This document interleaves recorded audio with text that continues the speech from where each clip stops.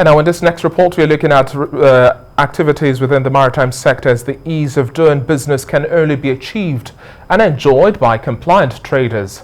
This assertion was made by the Comptroller APAPA Customs Command, and this is in response to the allegations of delays caused by physical examination of cargoes on the ports.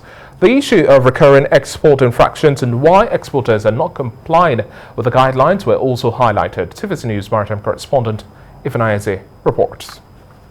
The manual process of cargo examination in Nigeria's ports has continuously thrown up arguments about issues of delays in the cargo clearance processes. Some have argued that the manual procedure is frustrating trade. When you insist on 100% custom examination, we're talking about even manual custom examination in this instance. You can do that. You're talking of, if it's container, you are talking of thousands and thousands of containers. But the Nigeria Customs Service insists that national security supersedes every other consideration. If we cannot examine a container 100%, we just allow the container pass through the system seamlessly.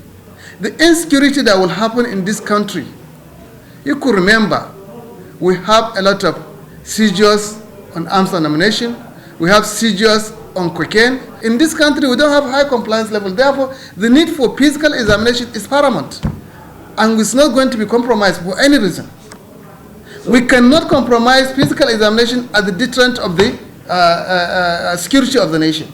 He contends that installation of scanners in the ports will not stop physical examination of certain importation. Even when scanners are brought in, physical examination is going to be there because there is going to be suspect. Everything that is suspected by the image analyst is going to be dropped for physical examination. It will be examined. What about export guidelines? There are arguments about knowledge gaps in that area being the major reason for most of the export infractions.